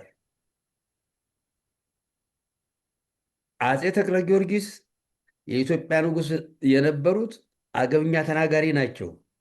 በሳቸውም ጊዜ የአገሪቷ ቋንቋ የእኔ ቋንቋ ነው አልተባለም። ለሺህ ዘመናት ህዝብን ያገለገለ የአማራ ቋንቋ ብቻ አይደለም፣ የድፍን ኢትዮጵያዊ ቋንቋ ነው። ብዙ ያበለጸገውም ጭምር ነው። አማርኛ ነበር የኢትዮጵያ ቋንቋ የነበረው። አፄ ዮሐንስ ብቸኛ ከትግሬ የተወለዱ ንጉሥ በነበሩበት ጊዜም ማንኛውንም ከውጭም ከውስጥም መቀሌም እንትናቸው ከተማቸው አማርኛ የኢትዮጵያ ቋንቋ የነበረ ነው እና ትላንትና ኢትዮጵያን የወረሩ ወራሪዎች ባሉበት ሀገር አማርኛ እንዴት ይሆናል? አንድ ዱልዱም የነሱ ምንድን ነው የሚባል መራራ የሚባለው አንድ ሰው አግኝቶት ነው የዛሬ ስንት ዓመት አውሮፓ ያገኘዋል እና በህዝብ ቁጥር ይወሰናል ይለዋል። ያንን ሰው ነው የሚያጫውተኝ እኔ የኢትዮጵያ ቋንቋ ወደፊት በህዝብ ቁጥር እና ወራሪ ሰው አንደኛ የወራሪዎች ቁጥር ኢምንት ነው። ኢትዮጵያ ውስጥ ኦሮሞ የሚባለው ህዝብ 10% አይበልጥም። ኦሮምኛ የሚናገረው ህዝብ ዛሬ ያንን የእነሱን ቋንቋ አሁን የጠራሁትን ቋንቋ የሚናገረው 90% ማንነቱን እንዲለውጥ የተደረገ ህዝብ ነው። ተወላጅ አይደለም፣ ጥንታዊ ኢትዮጵያዊ ነው። የእነሱ ቋንቋ የተጫነበት ነው። ስለዚህ የኦሮሞ የሚባለው ህዝብ ቁጥር ከ7-8 ሚሊዮን እንደማይበልጥ ምንም ጥርጥር የለውም። ይሄን ያህል ቢሆን ነው ቢበዛ። ስለዚህ በሰው ሀገር መጥቶ የኔን ቋንቋ አሁን ቅድም የጠቀስከው በመንግስት እንትን የወራሪ ቋንቋ ህዝቡን አደህይቶ የኦሮምኛ ቋንቋ የሚባለውን ለማስተማር አዲስ አበባ ውስጥ የድሃውን ልጅ በአማራ በሚገብረው ግብር አማራው እየተቀጣ ሀብት ንብረቱ ተዘርፎ በነኛ አረመኔዎች የነሱ ቋንቋ እንዲበለጽግ የሚደረግበት ሌላውን ቢጠባበት ከዚህ የበለጠ ወረራ ምንም የለም እና ይህ ዱልዱም ነው። ፍልስፍና ተማሪ የተባለው ነው። እንግዲህ ስም ተጠቀሰ። የአማራ ስም ይይዝ ነበር ሰው። እንግዲህ መቼም ቃል የለኝም የዚህ ሰውዬ እሱ ብሎ ፍልስፍና አስተማሪ ዛሬ እንኳን ሌላው ቀርቶ አማራን የሚያደንቀው ሌላው ኢትዮጵያዊ ቀርቶ አማራው ራሱ ዘመናዊነትን ለዋጥህ የሚባለው ኤልያስ ተባበል የሚባለው ዘፋኝ አዲስ አበባ ሲመጣ ለዋጥህ ነበር። እንግዲህ የፍቅር ስም ነው እናት ያወጣችለት ወይ አባት ያወጣለት። አዲስ አበባ ሲመጣ ይሳቅበት ስለነበር ስሙን ኤልያስ አስደረገ። እንግዲህ ሊወቅስ ነው ስሜ እንዲህ ተባለ ተብሎ። የበርካታ የኢትዮጵያ ሕዝብ በእስልምናና በክርስትና መካከል ያለው የአይሁድና የአረብ ስም ነው የሚይዘው። አረብ ሊወቀስ ነው። የአረብ ስም አብደል ሰላም ተባልኩ ብሎ አረብ ሊለቅስ እንትን ሊል ነው። ወይም ገብረ ኢየሱስ ኃይለ ኢየሱስ ተብሎ አይሁድ ሊወቀስ ነው። ይሄ የመጨረሻ ዱልዱም ነው የሰውዬ እና የአማራ ስም መያዝ ከአሜሪካ ጥቁር ጋር ያገናኘዋል። የአሜሪካ ጥቁር እንኳን ጥቁሩን የገዛውን ንብረቱን ቀርቶ ይሄ አሁን አሜሪካ መሪ የሆነው ሰውዬ ማነው ስሙ? ትረምፕ ነው እንደ የጀርመን ስም ነው። ሲገባ የእንግሊዝ ስም ሰጥተውት ነው ትረምፕ ያሉት። ትረምፕ መረምረም ነው፣ በነገራችን ላይ መርገጥ ነው። ትረምፕ የተባለውን ስም እኛ ሀገር አንግሎ ሳክሰን ምድር መጥታል ተብሎ አሜሪካን ሀገር የዛሬ 100 ዓመት ይሄድ የነበረ ሰው ሁሉ ስሙን ይለውጥ ነበረ። መርከብ ላይ ነው ስም የሚሰጡት እገሌን ተብሎ እንኳን የተገዛ ባሪያ ቀርቶና እና ከዛ ጋር ያወዳድራል።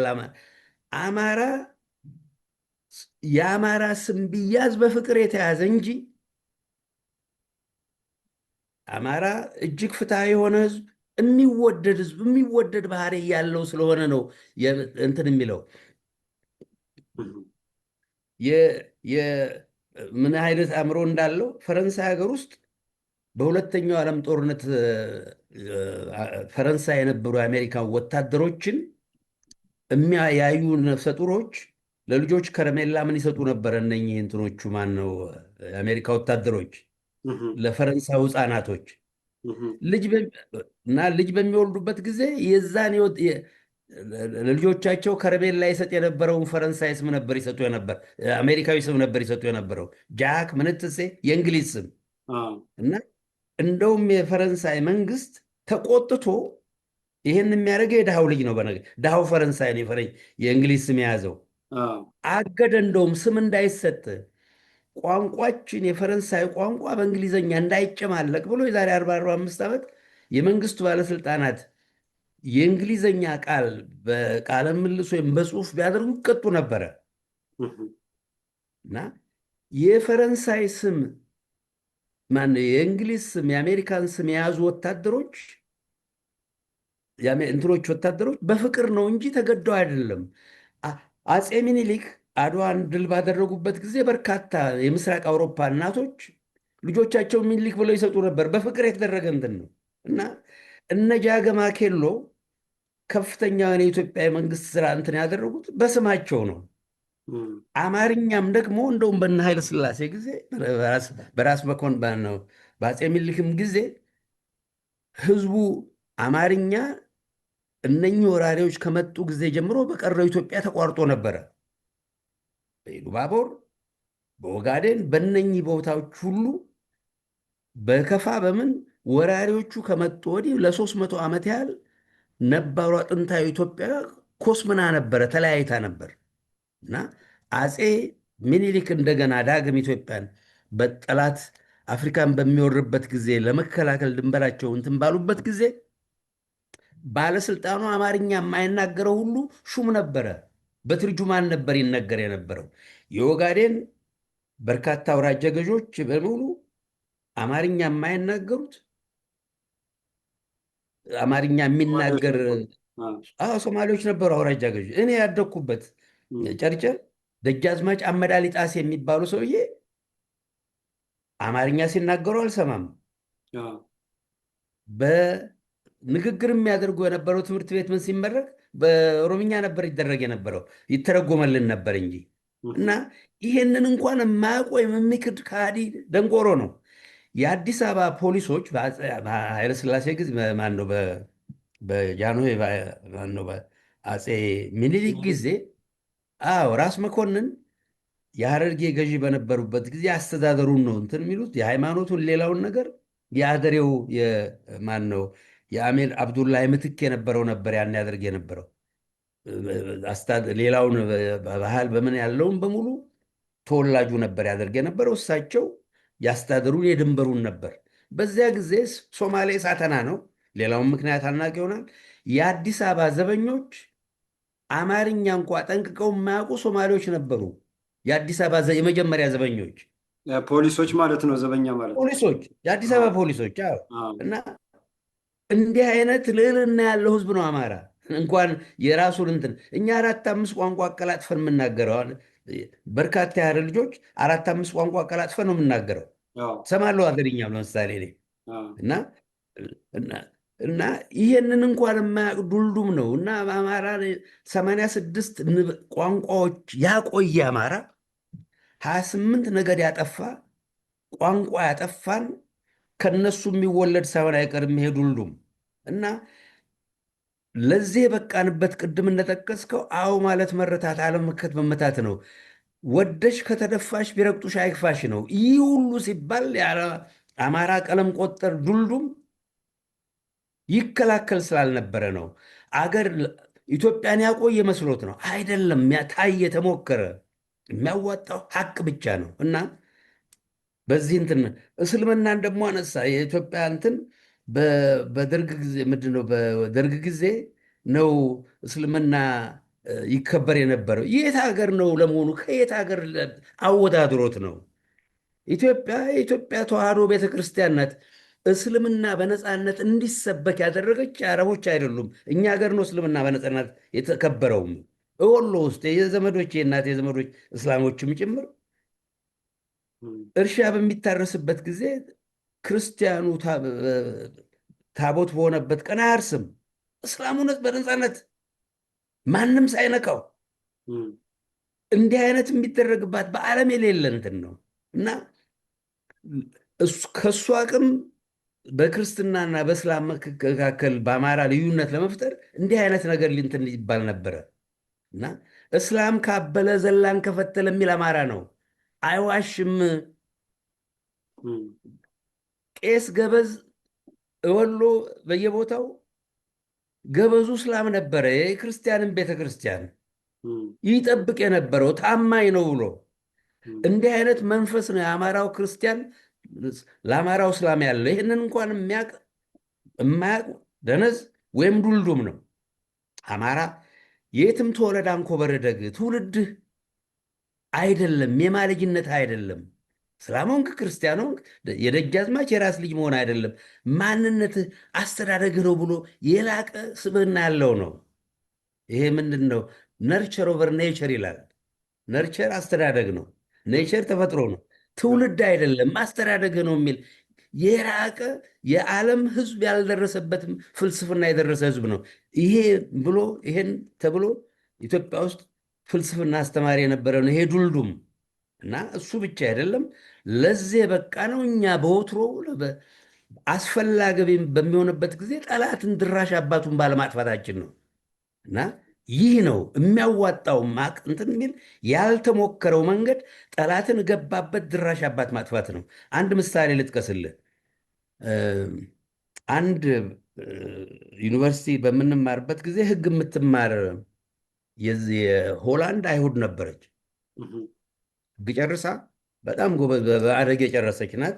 እዚህ እና እንተዋወቃለን በቅርብ እና የሕግ እንትኗን ትታ ምን ነበር ምን ነው አሁን ሌላ ስራ ነው የምሰራ አለች። ምንድን ነው ብዬ ብላት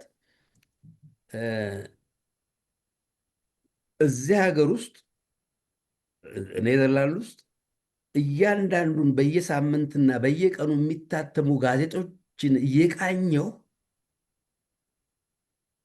አይሁድን በተመለከተ ደግም ሆነ ክፉ የተጻፈ እሷን ፎቶግራፍ እያነሳች ምን እያለች ያኔ በምን በፋክስ ነበር የሚላከው ይህን እልካለሁ አለች ወደ ኢየሩሳሌም። ኢየሩሳሌም ደግሞ ሰይፍ የተቀመጣል ገቡበት ምላሽ የሚሰጥ ያን ሀገር ስም የሚያጎድፍ ነገር ካለ እንደየአስፈላጊነቱ በየቀኑም ሆነ ብቻ አስፈላጊው እርምጃ የሚወስድ ድርጅት እንዳለ ታጫውተኛለች።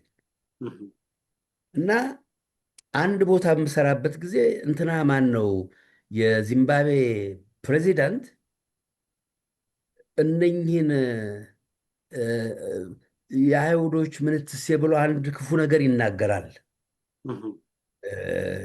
አሉ በመድረክ ጠዋት ተናግሮ ማታ ቃልን እጠፍ ምን እንደተባለ እንትን ማታ አስተባበላሉ በቴሌቪዥን ያን ያላትን በለዋል የታባቱ ዕለቱን እና ያውም እንግዲህ በጣም የተከበረን ዕለቱን እንግዲህ አላግባብ ይሄንን ህዝብ የሆነ ነገር አለ ተብሎ ዕለቱን ነው እንትን የተበረ ይሄ ነው የሚያስፈልገው። እኛ ባለፈው ጠቅሼዋለሁ። ዶክተር ማነትስ የሚባል አንድ ጎንደር የመሰለኝ ቀላ ያለ እንደውም እንግሊዝ ሀገር ድንገት ተገናኝተናል። አይነ ስውር ህግ የተማረ ሰው ጥናቱን ሰው ይልክልኛል። ምንድን ነበር የኢትዮጵያ ግራ ዘመሞች ግራ ዘመም የሚሆኑበት ምክንያት ምንድን ነው? እና በርካታው ያው ጸረ አማራ ነው እና እዛ ላይ ያጠናው እንትን ኢትዮጵያን የጠበቀ መስሎት ነው። እነኛን መለማመጥና በእነኛ መዳመጥ አገሩን ያተረፈ መስሎት ነው። ኤርትራ ተገነጠለች። እንግዲህ መስራ የኢትዮጵያ የበርካታ ሺህ ዘመናት ወገን የነበረ እንትን ነው። ምንም ሀቅ ነው እንትን የሚልና አማራን ያሰድብ የነበረ የአማራው ልጅ እንደውም አንድ ጎጃሜውን ጎንደሬ መጽሐፍ ይጽፋል። ኢህአፓ የነበረ የአማራን ስም አንተነህ እንደ ወንጀል ነው የሚቆጠረው። በሱ በኩል አንተነህ ብሎ አማራ ስሙን ይጽፋል። አስደንግጥ ብሎ ማን ነው አጥናፌ ምንትስ የኛ የምንለው ሸነገለኝ ማን ነው ደመላሽ፣ እንዲህ እንዲህ አይነት ስም ማጥ እንትን ማለት እንትን መፍጠሩ አማራ አዎ እንትን ነው በቃ እንደ ኃጢአት ቆጥሮታል። አሸናፊ ብሎ ልጁን የሰየመን እንትን እንደ ኃጢአት ቆጥሮ መጽሐፍ ጽፏል። አንዱ ዱልዱም ስሙን አሁን አላስታውሰውም። ራሱን የመጥላቱ ብዛት እነኚህ ምናምንቴዎች ወራሪዎችና ባንዶችን ለማስደሰት እነ ወያኔን ለ150 ዓመት ኢትዮጵያን ሲከዱ የነበሩ መናፍቃን የኢትዮጵያን ቤተክርስቲያን ጠላታችን ናት፣ አማራ ታላቅ ወንድማቸውን የሀገሪቷን የበኩር ልጅ በጠላትነት ያዩ እነኚህን ውዳቂዎች ለማስደሰት እነኚህን ኢትዮጵያን የወረሩ ከሰው ሊቆጠሩ የማይገባቸው እንዳልከው የአማራ ፅንስ ነፍሰ ጡር ማህፀን ዘነጣጥለው እንትን የሚያደርጉ እነኝን አረመኔዎች ለማስደሰት ያን ያደረገ የሙታን አማራ እንትን ነው እና ምንም በማያወላዳ ሁኔታና እኛ እንዲህ አይነቱን ጠላት በነገራችን ላይ ይህን ካነሳው ሳይቀር መስፍንን ልጥቀስ። መስፍን ይሄ ኮሚሽን የተባለው የምንት ኮሚሽን ከአንዴም ሁለቴም ማስጠንቀቂያ ተልኮለታል። ይህን የጠላት መንግስት በትውልዱ ኦሮሞ መሰለኝ፣ በትውልዱም ኦሮሞ። ኧረ ስለ እግዚአብሔር ምኑ ነው እሱ? ደግሞ እሱን አይደለም ርካሽነቱ ነው እንጂ አይደለም እሱ። ቢሆንስ ነፍስ ካለው ህሊና ካለው የኦሮሞ ሀገር መሰረታለሁ የሚል ዓላማ ያነግባል። አይደለም እሱን እንዳልሆነ አውቃለሁ። ምኑም ከነሱ ጋር የሚገናኝም አይደለም። ርካሽነት ነው። እንደ በርካታው አማራ ሳይሆን አይቀርም፣ ግን እንደ በርካታው ርካሽ ለሆዶ ያደረ ነው። ስሙ ተጠቅሶ ሊዋረድ እንደ ጉዱ ቆዳው ሊገደገድ የሚገባው ወንጀለኛ ነው እና እነኝህን ልንመራቸው አይገባም። እሱ ጀርባ እንደውም ዶክተር ደብሩ ካነሳው ላይ ቀር ይቅርታ አቋረጥኩ። ከሱ ጀርባ በደርግ ሰዓት አማራ ከመሬቱ ሲነቀል አማራን ከርስቱ ሲነቅሉት አስፈጻሚ የነበረው የእርሻ ሚኒስቴር የነበረው ማን ነበር ሰውዬ? ዘገየ አስፋው ነው ዋናው የዚህነ መስፍንን የሚመራቸው። የእርቅ ኮሚሽን የሚባለውን የሚዘውረው አርክቴክቱ ነው። እቅድ አውጪ፣ አስፈጻሚ፣ ተከታታይ ቁጥጥሩን የሚመራው ዘገየ አስፋው ነው። አዲስ አበባ ቁጭ ብሎ ምናምን። ትክክል። አዎ እንደ እሱ እንደውም ለጊዜ እንትን ያ የአማራ የመጨረሻው ትልቁ ደመኛ ከዛ አንድ ኦነግ የነበረ ሰው ነው ዘገየ አስፋው። ምንም ሳይጠር አማካሪ የሆነ ከነ ዳውድ ኢብሳ ማነው ይሄ ማነው ሌላው ዶክተር ተብሏል። አንድ በቀሰም የተነፋ የሚመስል ሌላ ዱልዱም ነው እሱ። አባዱላ ማነው ሌላው? ኧረ ማንትስ ዲማ ነጎ የተባለው እነኚህ ናቸው እዚህ ውስጥ ያሉት። ስለዚህ መስፍን አራያ ሕክምና የተማረ እንደው እንደ ሰው ሊኖር የሚችል እንኳ ሰው ለነኚህ ለጠላቶች ያደረ ይህ ሰውዬ ማነው? ባለፈው አንድ እንትን ልኮልኝ ነበረ። የገጠር መሬቱን ከቀማን በኋላ ወደ ከተማ መንደሽ፣ የከተማሙንም እንቀማ ብሎ እንደውም የመጀመሪያ የኛ እንትን የኢትዮጵያ ህልውና እና የአማራውም እንትን በእነኚህ በጠላቶቻችን በወራሪዎች በነዘገየ አስፋው በአማራ ላይ እና በኢትዮጵያ ላይ ወራሪዎች የኢትዮጵያን ርስት የቀሙበት እንትን መጀመሪያ ከሚቀየሩ ከፍርዱ ቀጥሎ ያ በግፍ የተቀማ ርስቱ ለባለቤቱ የሚመለስበት አግባብ ይፈጠራል። ያ ነው እንትኑ እና እሱም ማነው መቼም እነኚህ ራሳቸውን ሊያጠፉ የሚችሉ ሰዎች አይደሉም፣ ፈሪዎች ናቸውና እና ለፍርድ ከቀረበ ምን እንደሚገጥመው ለፍርድ የማይቀርብ ባይነኝ። እንደውም የተቃጠለ የሚያስፈልገውን ያደርገዋል እና አዎ በሙሉ በጠላት የተተበተበ ነው። መስፍን አርአያ ለስም የተቀመጠ አንድ ጸረ ማርያም አለ ዶክተር ተብሎ አንድ ፀጉሩን እንትን ያለ ከዚሁ ከሰውዬው ጋር ያውደለድን የነበረ ከአሜሪካ መጣ የተባለ አንድ የዙ የወንጌላዊ አለማየሁ የሚሉት አለማየሁ አልመሰለኝም። አንድ በራ ባርኔጥ አድርጎ ስብሰባ ላይም ቃለ ምልልስ ምን ይጠይቃል? ቆብ አድርጎ ቢሮ ውስጥ የብልግናው ብዛት አንድ መሀይም ዶክተር አለማየሁ ምናምን ነገር አለ። አለማየሁ አይደለም ሌላ ነገር ነው እንትን ያለው። ፀጉሩ እንደዚህ የሚያስይዘው እንግዲህ እሱ ጾታውንም ሳይቀይር አይቀርም፣ እሱ ሳይሆን አይቀርም። ይሄ ልሙጥ ነው፣ ይላጫል። ከአሜሪካ የመጣ ነው አሉ። ንግግር ያደርጋል፣ ሳይኮሎጂ ምንትሴ ነው እንትን አሉ። የመንግስት የዚህ ሰውዬ አለቅላቂ የነበረ ነው የዚህ እየተባለው እና እሱንም በአንድ ቃለ ምልልስ ሲያደርግለት ሰምቻለሁ መስፍንን። እና እነኚህ ወንጀለኞች አማራ ነው አሉ። ያኛውም እነኚህ ለፍርድ መቅረብ በእንትን በማለት አይደለም፣ ስማቸው እየተጠራ እነኚህ ለፍርድ መቅረብ ያለባቸው ወንጀለኞች ናቸው። እና ቅድምም ትላንትናም ሰምቻለሁ አንዱ አቆብቁቧል አሉ ሐኪም ተብዬ ወደ አሜሪካ ሊሄድ እዛው እንግዲህ ጌቶቻቸው አንዱ ሁኑ በሚል ቃል የተገባላቸው ሳይሆኑ አይቀሩም እና አቆብቁበዋል አሉ ወደ ኢትዮጵያ ሊሄዱ እና እነኝህን አይቀጡ ቅጣት ስንቀጣ ብቻ ነው ለዚህም የበቃንበት። እኔ አያት ቅድመ አያቶቻችንን ለወቀሳ አይደለም፣ አላግባብ ከወቀሳ ላድናቸውም አይደለም። በሰው በችሮታው በትልቅነቱ ይደነቃል እንጂ አጉራሹን ነካሽ ለምን አጎረስክ? ያጎረሰው አይደለም የሚወቀሰው፣ ነካሹ ነው። ያጎረሰ ይደነቃል፣ ይወደሳል። ስለዚህ አያት ቅድመ አያቶቻችን እነኝህን አረመኔዎች በልካቸው ይዘው የነበረው ምንነታቸውን አውቀው ቆንጥጠው ነበር ይዟቸው የነበረው እንዳይባልጉ ስርዓት እንትን ብለው። እኛ ይሄን ስለተሳነን ነው እነኝህን ሰዎች ድሃ ባሪያ ይግዛ ከገዛ ማብዛ ወራሪን ጎጆ ቀልሶ ማቅ ግራን ለማዕዘን ስም የሌለው እነኝህን አረመኔዎች ግዙን። አብይን የመሰለ 28 ዓመት ወንጀል ሲፈጽም የነበረ ወንጀለኛ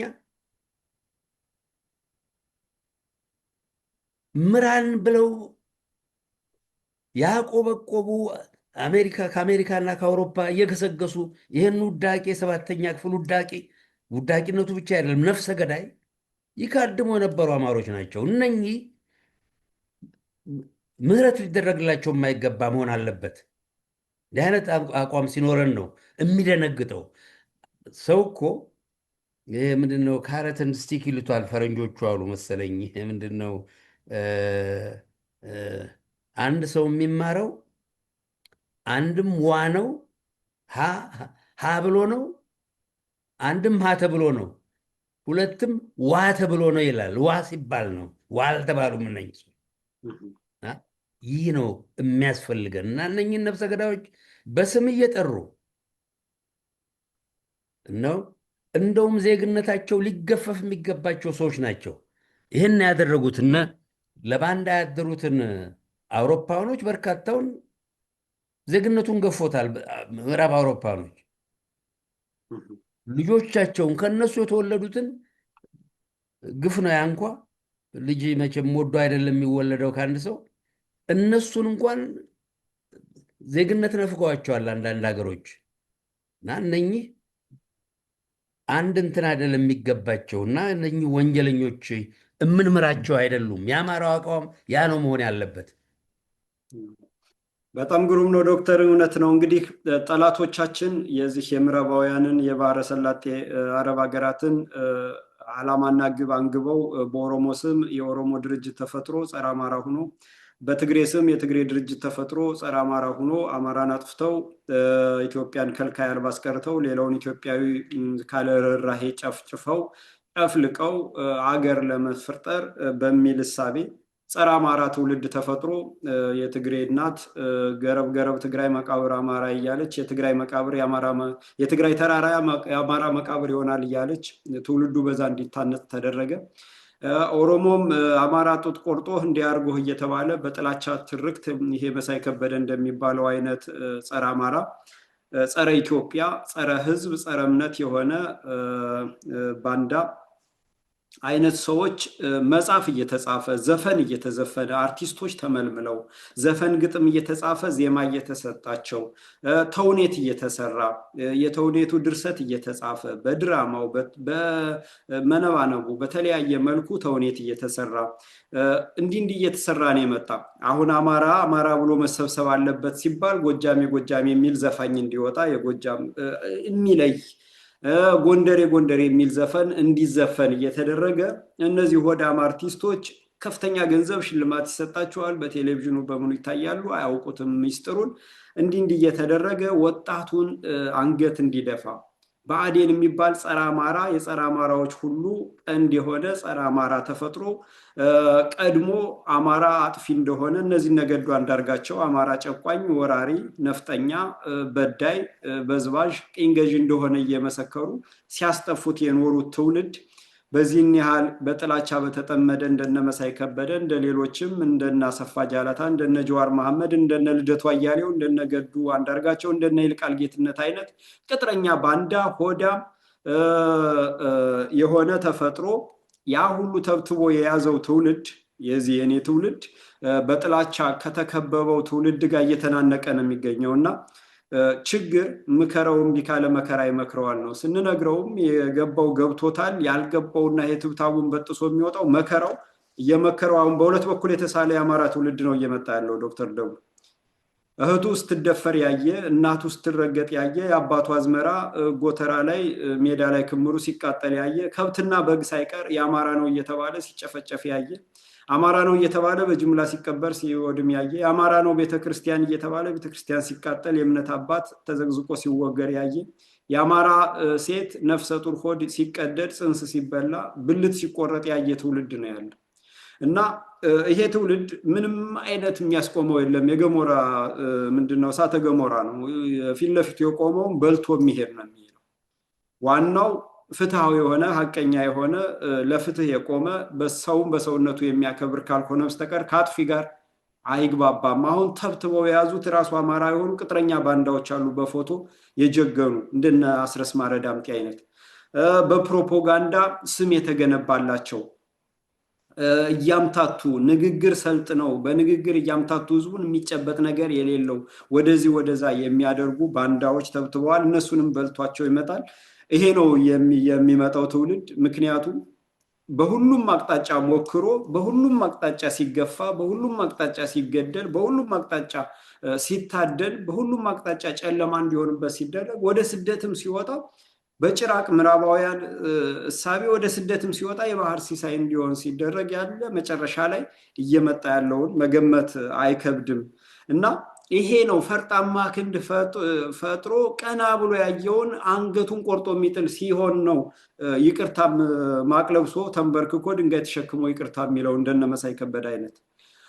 በተረፈ በአማራ ህልውና መጥፋት በአማራ ህልውና በደል በተፈጸመ ግፍና በደል አጽመ ርስት መውረር ሳይሆን እምነትና እዛ አጽመ ርስት ላይ ያለውን ማንነት መደምሰስ፣ ሌላው ኢትዮጵያዊንም ዘር ያጠፋ ማንነት የደመሰሰ በሙሉ በወንጀሉ ልጆቻቸው ምንም አያውቁም። ወንጀለኞች ግን ዜግነታቸው መነጠቅ አለባቸው ነው የኔ አቋም ይሄ ነው። ምክንያቱም በእንደዚህ አይነት ቆራጥ እርምጃ ካልሆነ ትውልዱ ጠፊ ነው በጊዜ ሂደት። ዛሬ ላይ ጸረ አማራዎች፣ የኦሮሞማ ርዕዮተ ዓለም አራማጆች፣ የወያኔ ትህነግ ይሄ ብአዴን የሚያራምደውና ቅጥረኛ ባንዳዎች የሚተውኑት ከ50 ዓመት በኋላ የሚፈጠረው ውጤት ነው እየታየ ያለው።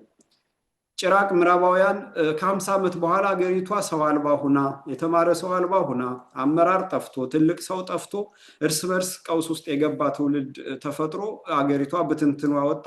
ከርሰ ምድሯን ለመቦጥቦጥ የህዝቡን ደም ለመምጠጥ ሀብቷን ለመብላት ነው ይሄ ሁሉ ተንኮልና ደባ እየተሰራ ያለውና ሳይበሉት ይሞታሉ ወይ ሳይበሉት እነሱ ቀድመው ይጠፋሉ። በእርግጥ እግዚአብሔር ነው ሁሉንም ነገር የሚያውቀውና የሚመጣው ትውልድ እንደዚህ አይነት ነው። አንተ ደግሞ ጽናት ያስፈልጋል፣ የጠላቱን ማንነት ያወቀ ይጀግናል እያልክ የራስ አበበ አረጋይን መልዕክት ታስተላልፋለህ። ጽናት ወሳኝ ነው። ቅጥረኛ ባንዳ ትብታቡ ፕሮፓጋንዳው በሙሉ አሁን ከመሬት ላይ ትግል ወደ አየር ላይ ወሬ አሉባልታ እየተነዛን ያለ ያንን ሁሉ ያልፋል እንለዋለን እናልፈዋለን። ራሱ ችግሩ እያስተማረንና እየቀጣን መስመር እንድንይዝ እያረጠንና እያቃናን ነው የሚገኘውና ዶክተር በጣም ጥሩ ማብራሪያን የሰጠህን። በሚቀጥለው በሌላ ዝግጅት እስከምንገናኝ እጅግ አመሰግናለሁ። አድማጭ ተመልካቾቻችን የፍኖተ አማራ ዝግጅት ይቀጥላል። እንደዚህ አይነት ሀቅና እውነትን የያዙ ማንም የማይደፍራቸውን አንገት ደፍቶ አስመስሎ ሚዛናዊ ለመሆን ብሎ እውነትን የሚያዳፍን በበዛበት ሰዓት ውሸተኞች፣ ሐሰተኞች፣ አድርባዮች፣ አጨብጫቢዎች በገነኑበት ሰዓት አጨብጫቢዎች፣ ውሸተኞች፣ ቅጥረኛ ባንዳዎች ደግሞ ማንነታቸው እንዳይታወቅ እውነተኞች ጋር ዘመቻ በሚያደርጉበት ሰዓት እንዲህ አይነት ሀቅና እውነት የሚቀርበው በዘመድ ቴሌቪዥን ነው፣ በዘመድ ሚዲያ ነው እና ዘመድ ሚዲያን ማገዝ የማንኛውም ኢትዮጵያዊ ግዴታ ነው። የህልውናው ያስገድደዋል። አገሩ መቀጠል ያስገድደዋል። ባህሉ፣ እምነቱ፣ ትውፊቱ፣ ቅርሱ ተጠብቆለት ትውልድ ካለከልካይ እንዲቀጥል ያስገድደዋል እና ዘመድ ቴሌቪዥንን ማገዝ አለብን፣ ባለቤት መሆን አለብን፣ ማበረታት አለብን፣ ማብቃት አለብን እላለሁ። በዘመድ ቲቪ መከታተል የማትችሉ ደግሞ በፍኖተ አማራ ዩቲዩብ ቻናል